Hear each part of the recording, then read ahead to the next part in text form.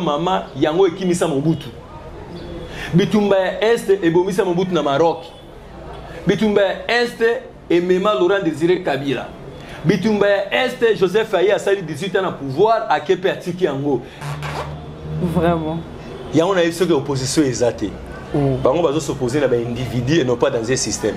Et quand tu t'opposes à un individu, souka nango okokoma sans valeur, okomando changer ba langage à tout moment. Deux moni bato baza en face na biso lokola ba opposants. Vous les appelez les opposants par circonstance. Lokola Willy Bakonga ye ba ko tika ete. Soki ah tozo ressourcer déjà ba vivre zoya. Na ba entrepôt nyonso ya Kinshasa moni boye. Ba stock ya ba masango ezali na ba losu. Donc na décembre toujours fongolagé. Sikoyo bateau ça l'économie. Bateau ba économie ba.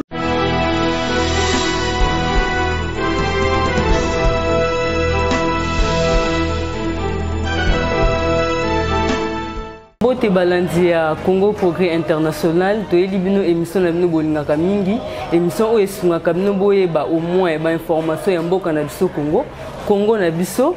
Et lelo toye to se déplacer au Moamke toye na quartier présidentiel lenge bato musu babengaka ba congolais musu babengaka tant dans ba quartier présidentiel au moins déjà limité et toza na 11e rue awa na siège national ya IDPS Tshisekedi na préciser bien et lelo Congo Progrès International aye kokuta na moko ya ba national olenge bango babengaka moko ba national ya IDPS Papa Barouti autopese mbote. Bonjour Papa Barouti.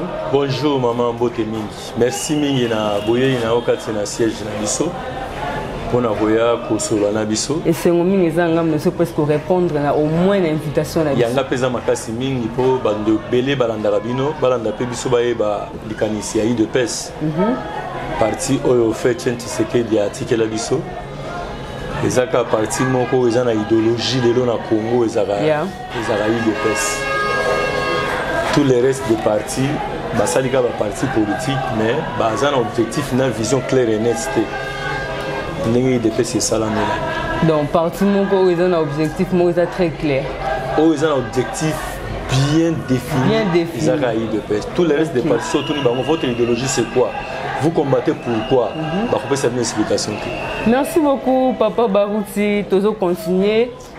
Tozo banda directement. Dans le Cambo est cartonné. Monde presque tout là-bas. Parce que les sources y a Congo té. Les gens du Cambo outil na ba journalistes étrangers et tout ça. Bazo mener ba enquête moko bazo bien on la combat Congo hold up. Donc ce côté na moi ndambu ezo la biso ba millions. Oyo, notre sénateur à vie, Joseph Kabila Kabange, a précédé qui Papa Mokonda Tshisekedi, au bazolo baka détourna qui ba milieu belé, na kombo ya ba projet moko ya kotongelo ko moko mesali maté. To ebité pour na bino IDPS. Pour to moni azaki président lobby a quitté et puis lelo ba yo ko accusé qui a détourné ba mbongo mo belé banquette ezo mena mena to zalon to ba suko na ngeza ndeni. Mais en tant que membre de l'IDPS, il donne beaucoup de PC, puis Kobanga peut-être l'autre beaucoup de PK dans le Boulouana. Le seul parti politique qui n'a pas Canabiso, où il y a une vision claire et nette, c'est l'UDPS. L'UDPS, mon parti a prêché l'état de droit depuis sa naissance. Nous voulons un état de droit et la démocratie. Un état de droit et la démocratie. Voilà, vous te félicitez, Bino. Merci beaucoup. En tout cas, merci beaucoup. À cause de cet état de droit, pendant tant en tout cas, merci beaucoup. Nous devons prêcher par exemple. Et nous devons moto azakoya kotia état de droit à sécurité à Moïbi. Pour Moïbi à défendre l'état de droit. Vous comprenez? Alors, mon lobby, journaliste, basali banquette na bango sur le plan international. Ce que j'aimerais vous dire, d'abord, premièrement, je félicite les journalistes internationaux. Pour la ligne. Nazo senga pe na ba journaliste na biso ya Congo au Bozali. Beaucoup m'appellent à mesure. Il y a que ça la enquête ya modèle wana pour na kosunga mboka na bino. Aujourd'hui, vous prenez ça comme de la in. Mais bateau, pesi biso sekele makambo eza bandeko na bino ba journaliste. Lelo boye koyeba likanisa biso IDPS. Nous on condamnait déjà acte ya ko délapider mbongo ya l'état sans cause. OK. Eza lutte na biso banda to créer ki IDPS. Lokola bandeko ba ko sala enquête ba comprendre ndeko Joseph Kabila ancien sénateur à vie. Aza moko na ba yakinisa ki misolo ebele kolonga na Congo kende libanda. Enquête wana yo lobi ke ba journaliste ndé ba sali ba publier. Eza ki moko condamné. Parce que ça na mboka awa. Ezana nous et comme non na sukate. Ezana enquête bazo mener non po tozina peu d'autres kolanda. Maman makambo se koma ki na suka ba enquête se koma na suka problème mais comme justice ko na kati. Ba uti ko tia ba bordereau ba mise ba bordereau ba tangi ba million mais ezaki lo ko kamwa. Même muto azotala l'accès ba tia ba bordereau na ba million ba ndeko bima ba billet ba ndeko bima la banque. Yango na lobi ko luka sute koma na suka. Avant ba la publication ya rapport wana ici ba sali makambo no bazana na maboko. OK. Et loko tikala toye ba justice internationale ko sala nini? Voilà. Pe na niveau ya mboka na biso to ko sala nini? C'est ça. Mais c'est un acte à condamner. Parce que tout ça on a kat na mboka o yo yebi makambo zo le kamutali gratuité. Pour bana na biso batanga ya ofele batuma ndomo nango lokola c'est de la magie. Président Tshisekedi alekisi mbongo ezate. Les gens de l'FCC nous ont dit qu'est-ce qu'ils n'ont pas dit? Mbongo ezate tout ça pour bayeba ki ba misaka mbongo libanda. Mais je crois que l'IDPS est venu pour arrêter cette hémorragie. OK. Alors, je dis d'abord félicitations aux journalistes internationaux ba kota na kata makambo wana. O bazo bundela biso, poza ba journalistes américains. Na ba journalistes ya libanda. Je ne sais pas s'il y a des journalistes français à l'intérieur. Non. Nous les félicitons pour bailler kosunga biso pour na ça tala muntu moko boye bon on a bino ebele akimisi yango libanda banque on a payé bani banque on a payé ndimi donc le ko toujours féliciter d'abord ba journalistes comme ça ba c'est peut-être sengi na bino ba journalistes bolanda liko na bango bolongo na likaniso ezaki ba pesa bino mbongo bolo baka pona bato non ça ne vous honore pas bolanda nzela ya bande ko na bino ba journalistes o basali pe nazo senga na bande ko basali acte wana bazana mitema malamu kozongisa mbongo na kesi ya leta so ba kozongisa te justice kozongisa yango po misolo bele bongo yo mutu moko okima nango po sala nango nini tolo bana likambo moko ndeko Joseph Kabila Kabani azana mituka azana bandaku azana nyoso mutu aluka awa na se même ba avion azana ngo na yebite so azana ba avion mais akozanga te po za mutu na misolo ebele so mbongo ebele na kosala nango nini peuple azo souffrir vraiment misolo wana souci nanga ezali lokola gouvernement déjà fungola ki makambo juste na biso landela yango vraiment tous on a besoin de misolo wana biso IDPS ba créer IDPS pour na ko combattre ba anti valeur cet acte ezali moko na acte ba anti valeur donc ko combattre yango ti moko ya suka mais boké ba parce que lobby pe ba ko ça la pe nini ya bino pe. Est-ce que IDPS va tomber la même ligne ou on oya utelekela notre sénateur a dit bisayo que mokonzi mboka Félix Tshisekedi tango akutana bokonzi alobaki boye il doit prêcher par exemple. OK.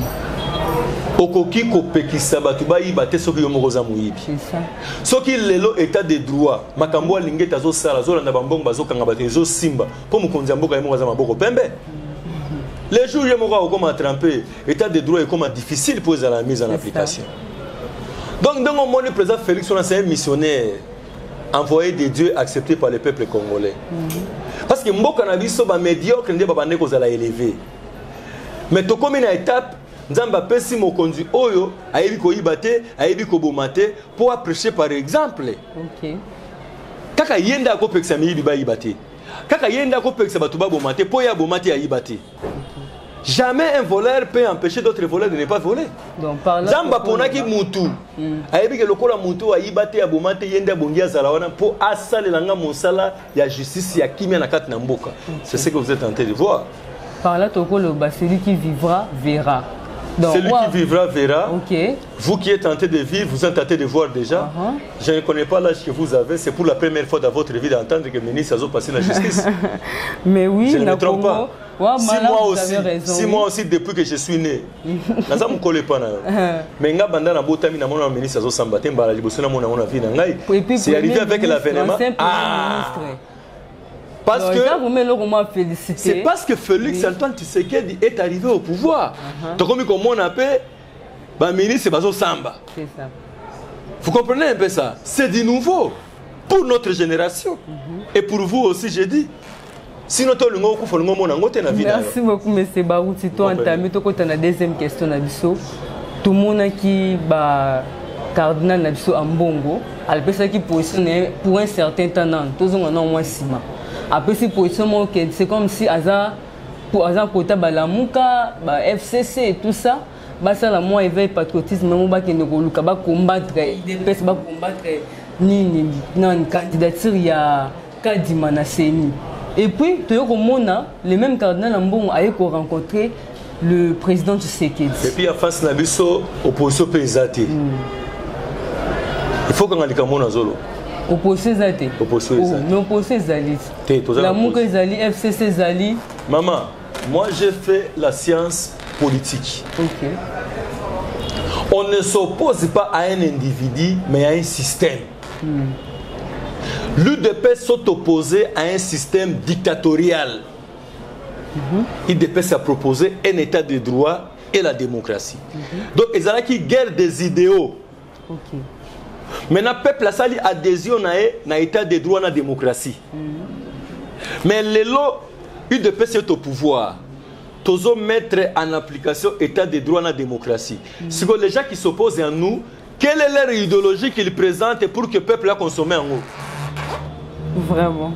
Il y a une opposition exacte. On va s'opposer à un individu et non pas dans un système. Et quand tu t'opposes à un individu, si on commence à valeur, on va changer le langage à tout moment. Donc, on va en face de vous les appelez les opposants par circonstance. Vous comprenez? Ils n'ont pas une vision claire pour combattre un état de droit et la démocratie. Nous, on a présenté un état de droit et la démocratie face à la dictature. Mais Bango va présenter une face à un état de droit. Quelle est leur idéologie? Alors, l'Église catholique dans son ensemble, je ne vais pas citer les noms des gens. L'Église catholique dans son ensemble va rectifier, va comprendre qu'il va vraiment engager dans la politique comme les acteurs politiques. Et aujourd'hui, il mérite nos respects parce qu'il va comprendre qu'il faut pas un sacerdoce. C'est ça. Vous comprenez? Bango baza lokola ba conseiller pour na biso ba politique. C'est ça. Soki bango ba komi kotia di corona biso nzela moko tokoto sali su bango te. Donc mon le président Jean-Marc Lobaki tango yo zali ntoma na nkolo. Okomi ko tirer biso ba kuna politique okozwa réplique na yo. Et tant que tozo répliquer yo ndozo perdre crédibilité. OK ntoma na Nzambe azana besoin pour na maté na esimba, il faut la crédible. C'est ça. Moni Ambongo, bon, je ne vais pas citer, responsable de l'église catholique, perdre qui crédibilité na bango na makambo bakota ki. Lokola ba se ressaisir ba longwe na lisanga ba politique, ba lobi to longwe et puis boya ko luka biso te. Bosa na musala na bino, biso peto sala musala na biso. Position bazala ki nango biso toninga tozo jamais conseiller pas na bango. Ba komaki mbala moko basali ya Nzambe ya lamuka. Donc, bako prêcher ba ame loko abisoté. OK. Bazo empêcher biso même tout monde Nzambe soki ya solo balakisaka bato Nzambe. Mais lelo loko la bazong bako basali Nzambe ya bato nyonso bravo. Ba rectifier tiri bazong mais likamotali ka dimana ko lobango tepo ba confession religieuse yemoko abesho la 5 diabolimbis. OK. Na spectacle batali sibiso. Les spectacle moko désolant. Hein, ezali malamu mingi te komona tout le monde a un loco banganga Nzambe pour ça l'échange de paroles la mission ba fidèle si ba komaki na niveau bango moko basenga chef d'état arbitrer makambo na bango yo so mona toma na Nzambe asenga conseil et pas ya fidèle fidèle nda senga conseil et pas toma na Nzambe basala ki inverse des valeurs c'est ça mais loco la bazongi il mérite to ki kotuna bango conseil ndento sengeli ko sala merci bazala ba vrai père pour na ko conseiller batu nyonso tozonga na kati na nzela basala musala na bango o bozo benga opposition ponga na zomona opposition te basala musala na bango biso bato tozana pouvoir mais boza quand même féliciter parce que opposition tant bino boza ki ba opposa ba nyoko la bino hein non non c'est moi ba marché que nango très bien les cadons ba descendre les à la tête yango nazolo ba o bazala lelo ko sala opposition baza ba opposante bazwi une opportunité wana na terrain bazana idéologie moko te ya ko s'opposer na biso parce que prix à payer pour que batu ba marcher na kimia pour que batu baza na liberté d'expression c'est nous qui avons payé ces prix là L'IDPS a perdu des combattants et combattantes là bazana ba cimetière. Batu bakufi bakatana maboko bazanga misala babengana na ba classe pour que liberté d'expression aneya. Donc baza bénéficiaire ya lit na biso. Merci. Vous comprenez? Alors bazo sala ngo pe malamu te. Yango na lobby baza ba opposante pour baza na idéologie te. Wana pona papa Baouti. Union sacrée tout le belon kamba union sacrée. Tout est créé pour le peuple congolais, tout est créé pour aider le peuple congolais. Parce que bien de bodo kama so tali bana IDPS da kamba mana IDPS. Non, union sacrée zali lisanga ya bandeko oyo bandimi. Pour basaler le peuple na bango. Parce que je peux dire depuis 60 jusqu'au temps de Félix Antoine Tshisekedi Tshilombo, le régime qui est en majorité, je dis bien majorité, le régime c'est serva qui bango, basi na bana na ba camarades na bango. Mais depuis l'avènement de Félix Antoine Tshisekedi Tshilombo, pour ça que 5 ans na c'est le peuple congolais. Et on va bien l'union sacrée. Vous comprenez? Donc basangani pour servir le peuple congolais. Mais tout le monde est d'accord au Marambo, tu expliques parce que jusque-là, les peuples, les la caca. Non, je dirais que le peuple congolais, Bola Mounae, Akomona Yango, mais il faut temps. Pourquoi je dis qu'il faut temps? Parce que même si tu as l'argent dans ta poche, pour lui, il faut payer sa madame. Akende Wenzi, Azonga, Alamba, Poitiana, mais ça. Kolia est un processus, il faut respecter le processus. Mais l'étape est belle, mon kondiambo kasi a sali yango déjà. Et lelo nazo yebisayo ki likambotali social kaka na décembre yo. Peuple congolais azo se. C'est compliqué parce que c'était pour toser lipe minga soso. Non, cause la wana bazela ki na yebisiyo kezaki ba étape. Ba soso. To komandaki.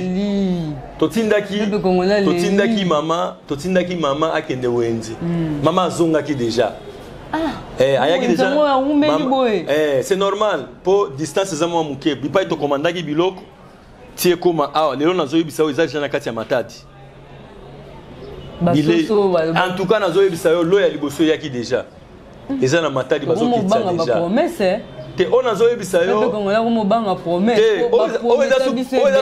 maman oza sous promesse te so ba angezo kitsa déjà ba vivre na matadi ne nazo yebisa yo boy soko bengi bande kono ba journaliste au bazana Congo central ba ko soki tozo ressourcer déjà ba vivre zoya na ba entrepôt nyonso ya Kinshasa moni boye ba stock ya ba masango ezali na ba losu donc na décembre tozo fongolager sikoyo bato ça l'économie bato ba économie ba lobby lorsqu'il y a l'abondance de produits sur les marchés, il y a les baisses des prix. Donc, prix à Biloko et Zoya, ce n'est pas l'individu qui va mettre ça. C'est l'État congolais qui a fixé le prix pour Biloko et Zoya. Bandeko, c'est ça qui est fier, n'a pas vu refait na bango. La beauté qui n'a pas basé na bango. Pour prix à l'État côté, l'État faut importer. L'État faut attaquer. Prix à l'État, na oya yo, to kota la ce qu'on a marché. Ba komo benga l'État, to yo kana l'État vite boki.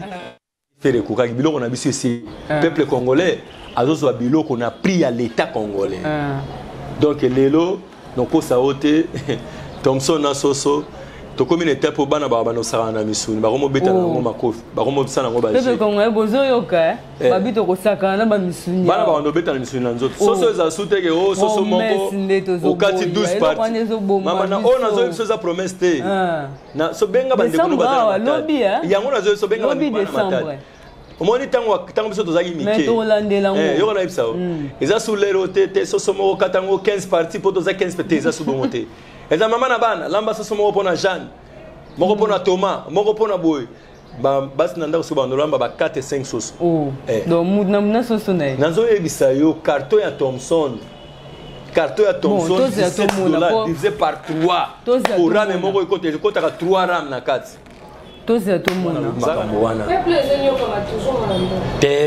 peuple si yebi ki mokonzi mboka zo travailler pour na bolamu na bango. Est la République démocratique du Congo esengeli zo kimia. Po zo kimia ba levier na ngoza na maboko ya Félix Antoine Tshisekedi Tshilombo. état de siège 0 0 donc on est ça te journaliste yo mama journaliste okolo ba état de siège 0 te bato babundisi biso mbula na mambula eumeli mikolo totie état de siège toza ko bunda na bato na to bimisa bango libanda po kimia côté za 0 te eza bitumba ya est nazo ebisa yo mama yango ekimisa Mobutu bitumba ya est ebomisa Mobutu na Maroc bitumba ya est emema Laurent Désiré Kabila bitumba ya est Joseph Aye asali 18 ans na pouvoir akepe atiki yango ekosila na 6 mois te. Je ne peux pas dire ça. Ce qui ndeko Mukwege alobi qui a zomona importance ya état de siège te ce qui a commis complice ya linya mona rabasi ba kufa ko ya reparaka bango pour ça la succès. Pour succès na eutaki tango bazo violer basi. Tango akomi ko réparer bango nda sali succès. Alors le roi tolingi ko arrêter ba violer basi akomo mona lokola komi ko zanga musala yango komi ko loba bongo attention. S'il dit ça je ne sais pas compter avec lui. Tous on a besoin te ba réparer basi, toi on a besoin basi basa la bien. Hein? Il y a un réparateur. Donc s'il n'y a pas un défaut, il ne répare rien. Mais si on empêché Mabéya pour y réparer. Hein? Donc il ne peut pas dire ça. Il doit rectifier ce qu'il est en train de dire. Ici, on n'a pas besoin de réparer. On a besoin de prévenir Mabéya. Et l'état de siège, personne ne va contredire. Et quand il y a jusqu'à ce que le peuple congolais na est nous sommes en train de citer les stratégies. Nous devons lui faire confiance. Pour le coup, là, Willy Bakonga, il y a un petit été. Yango nazo ebiso bitumba makasi mokonzi mboka Félix Antoine Tshisekedi azana ngo yango wana. Grâce présidentielle. Te. Koloba likambo grâce présidentielle na kombo Willy Bakonga te. Willy Bakonga, le chef de l'État ne peut jamais les gracier. Mokonzi mboka appelle ça la grande ligne. Alobi, en ce qui concerne la grâce présidentielle landenne. Je vais gracier déjà. Mais c'est la justice qui travaille. Je vais gracier déjà. motoruka wuli bakonga bakotika ete aza ndeko so ezana batu basali manevre pona kotika ndeko wana ndo moni ministre justice zo luka ete oyebi gazo luka e do aza ndeko il faut akimi prison a profiter na likambo wana baokamata e kobanga te ndeko wuli bakonga yako kima boloko te. Bon, ce n'est pas à moi ici de te confirmer que la corruption règne, mais je ne cesse de vous dire que les chefs de l'État sont en train de travailler. Ils ont travaillé pour arrêter cette hémorragie. Pour moi, de l'injustice en injustice pendant des années. Il vient à peine d'arriver pour mettre ordre dans le secteur Wana. Et c'est ça le travail qui est en train d'être fait. Ça ne se fera pas automatiquement, maman. Les gens qui ont un secteur Wana, et c'est là que ils ont donc ils ont 5 temps pour te demander qu'on a bagné. Mais tous les gens il faut pas le voir quand il apparaît la justice pour y avoir la force à l'état de droit. Notre cher parti, c'est un parti démocratique. Quand la mingi était côté mandataire public, bandeko ba kokamba ba entreprise de l'État. Voilà pourquoi le secrétaire général Augustin Kabouya mwana bouté a consulté ba structure à parti. Chaque structure ba pesa banani oyo bazali à mesure il y a pour répondre n'a besoin aux républicains et zobenga pour les comptes de l'UDPS. Ah, le sambo na onso nzamba yoki osala malamu mingi. Soué na ngezali le sambo na nzamba yokango. Émission. Merci. Mais toujours citer mutena moi des questions moi question de curiosité banini. Mais tout na ngokaka. Après tu tsuka na question na bisa suka to kati émission. Babi les bonnes choses ne dire pas. Merci. Président Barouti, expliquez biso non to moni qui a pris un peu longtemps, tout le monde CG Augustin Kabouya, Azaki Nabino, Bozaki Nabaréunion, et ceci. Je ne sais pas, il est pas savoir préparer bombe, mon corps, Tony, tu éviter. Non, il est pas ça, dans étape, il y a consultation. Il y aura des mandataires, de nouveaux mandataires. Ok. Bao Bazana idéologie à état de droit à la démocratie. On est arabe, Balou Baté, pour tout le monde, c'est comme Balou. Mais Ngamo Namou Baté. Ah. Ngamo comme on a Balou, c'est pas comme Balouba. Ah, bon, au moins, vous soyez non, si je ne me trompe pas. Maman. Comment Banga c'est au Canada, Batu Bazolo Kafaso, à salir des pèses pour dire c'est un parti à Balouba. Ils appartiennent à Balouba. Moi, j'ai assumé des responsabilités à ma casse na parti Oyo. Je n'ai jamais été Moulouba. Donc, quand on sa coloration, on a été pour sa réputation à Bissau. Vraiment, s'il vous plaît. Hein? Pesabiso, moi les miens. Parce qu'il dépend de ça, on a pas état de droit. Président parti, ma quota tribalisme. Tokena malem. Lelo il dépêche. Abundi ma Italie gratuité. Ba na biso école primaire ba tanga ofele. Ka balu bande ba tanga ofele. voilà. Nous sommes en train de nous battre pour la nation dans son ensemble. Voilà, merci beaucoup. Donc, il y a une consultation du secrétaire général à Zokota. Il y a chaque structure à partir. Il consulter Bango, pour que moko na moko, chaque structure, et puis ça va combo, il y a banani au bazar en mesure, il y a qu'on répondre, na appel aux républiques et béni Bango. Parti n'a pas de structure rebelle. Il y a Ligue de jeunes, Ligue de femmes, effectif du parti, école du parti, égalité femmes, tout a structure rebelle dans quatre. Parlement debout, ils ont rebelle dans quatre. Alors, le secrétaire général a eu chaque structure. Pas chez nous, c'est la démocratie. Ils ont dit que Mokondia sur la rabattoir, on appelle chaque parti concerné, Bango peut être animateur ou représenter Bango.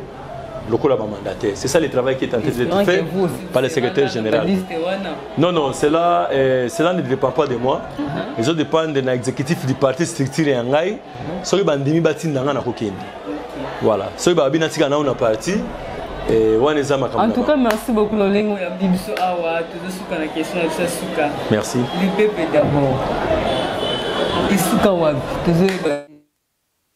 Les peuples d'abord.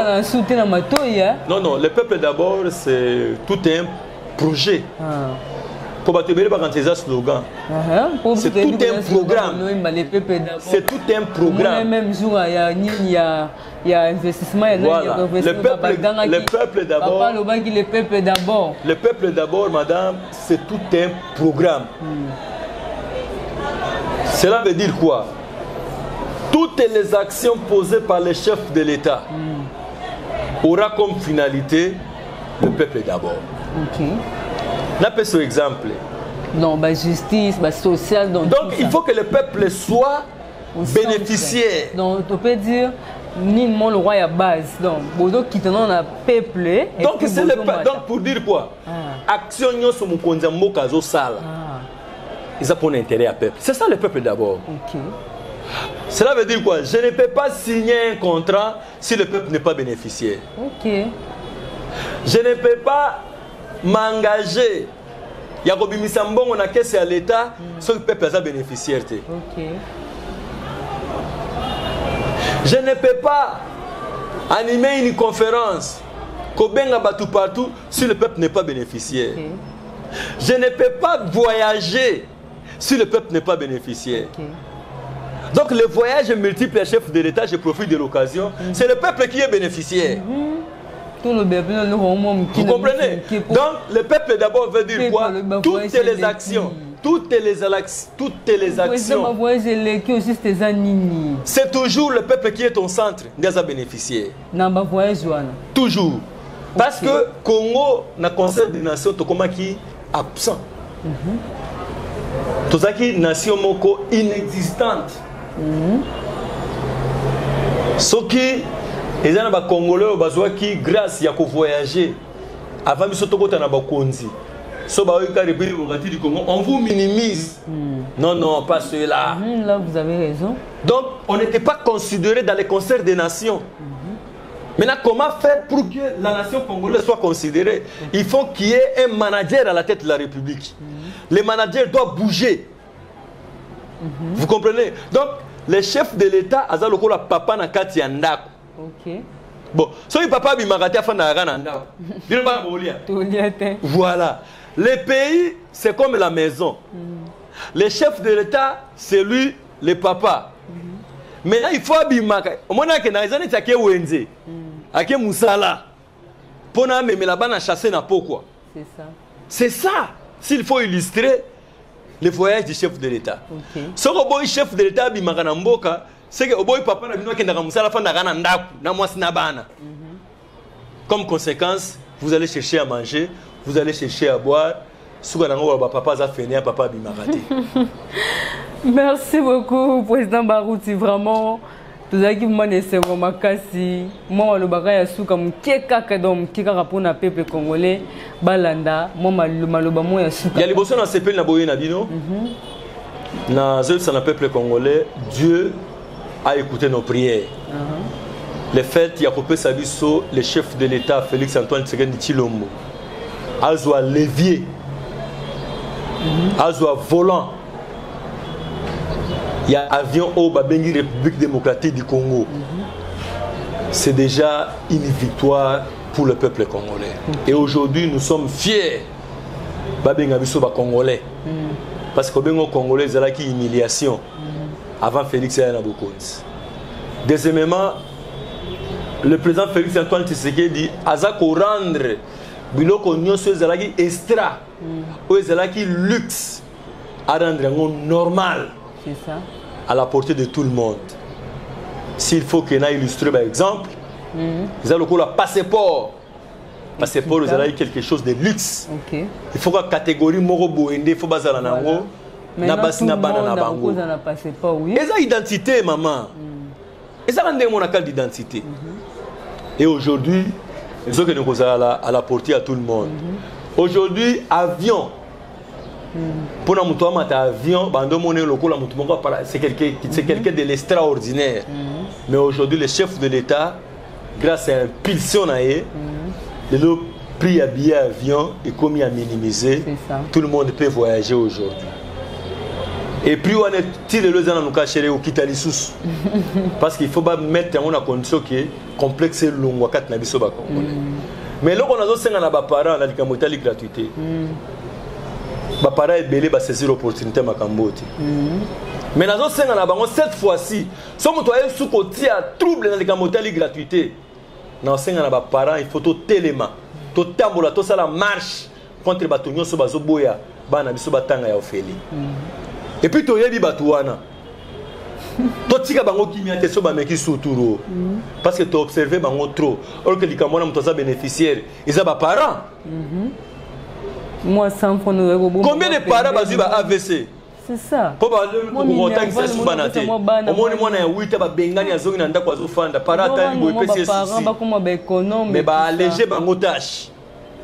Bana nyonso batanga to pesi chance na bana nyonso. Mabe ni mokonza mboka Félix Asali. Et puis c'est la constitution de la République de Makambo. Le président Félix a commettre en application. Mais peuple a bénéficié. Gratuité mais ça c'est quel genre? Vraiment. Bon, dis-moi, il faut féliciter le président hein, parce que. Et donc c'est un souka biso idepes, toi ça va pas au marché. Non. Vraiment. Tu peux c'est une opportunité parce que saisir nango. Mais vous allez voir d'autres parents qui ne confondent à Minerval en cachette dans l'école catholique. Bazo peut se bango peut réciter. T'as la jara bateau tous en abango. Zambali misabino. Mais tous cinq en abango, to comme na moment peuple qui est liboso. Dernier ennemi à peuple à koyebana. Pour si to yebi bango. Et si basali bisanga. Oyebi ennemi à peuple. Zai bateau basala qui marche à souka. Oh. Tout temps à kumbo to boba problème. Bango nyoso basala qui marche à souka. Oh. Heureusement, basango pe bazaki na carte ya binemi wana me baye ko milongola. To pesi longonya na bango po ba milongoli baniko za su binemi ya peuple te. OK. Merci beaucoup monsieur Barouti vraiment. Na remercier mon konzi mboka Félix Antoine Tshisekedi Tshilombo. Na musala malamu azo sala ngaye na zo ebisoke matadi se yindi batenga na matadi balobi modèle bazo kitisa ba vivre ba tondi na matadi ya kosala na te. On faut to vivre vous motokoki na bakamera zo ebisayo. Décembre na zo soma kamuza matata. Na remercier mon konzi mboka na promesse asala ki et comme il est législatif le long zoto nyoso ya lobaki ekokisama. OK. Na remercier président et parti nanga Jean-Marc Kabundi. Tango ameka iko toné muke na gouverneur de la ville na moni Gentini Ngobila que je félicite aussi a commencé la musala a comment décorer déjà ville naé a aussi la musala félicitations. Nazo féliciter sous le secrétaire général Augustin Kabouya mwana Bouti. Kabouya ouais. C'est lui qui gère le parti au quotidien. C'est lui qui fait appliquer la décision du président Aïe, Jean-Marc Kabouni. Donc c'est un secrétaire général qui est exceptionnel à sa façon de faire. Un père pour nous autres. Il ne cesse d'être présent là où il y a toujours un problème. Et je crois qu'il y a possible de responsabilité. Il y a un mandataire. À l'obité, à la démocratie. Il y a un robot désigné. Zalaba animateur. Pena sengi la mandataire bo kena konta ide pesa attention alingete ali. Alingete continuer ko kanga. Ils sont tous à leur confiance. Vieux cauchemar. So là l'autre donc c'est que ba na téléphone na ouais. Faut repasser ça. Ba elio. Faut repasser ça bravo na ko Félix Antoine. Yego l'autre été, so ko l'autre imitalio. Ye azobangisa bato mikolo tandeko merci na confiance bopesaki biso olongo molandi biso bouti kolanda tokolanda mikolo euti koya décembre eza lobi décembre eza lobi na osinale déjà basoso eza na nzela matadi président bauti auti koconfirme basoso eza na nzela bauti na nzela ya matadi plutôt. Merci beaucoup na président Baroussa ya biso na cadre kitoko ya IDPS et puis topesi merci na Cherimé ko etazaki na sima ba image. Merci beaucoup na ba journaliste na Progrès International et tomoni wana ye moko diaspora na musala na ye ezomonana ya John Zinga na Angleterre bambote na yango yo boss na biso et puis bambote belé na balandi ya Congo na biso o balanda ka Congo Progrès International continuer ko s'abonner on les a devant na biso et puis devant na bino et puis ya biso devant les a ya ko informer bino bye.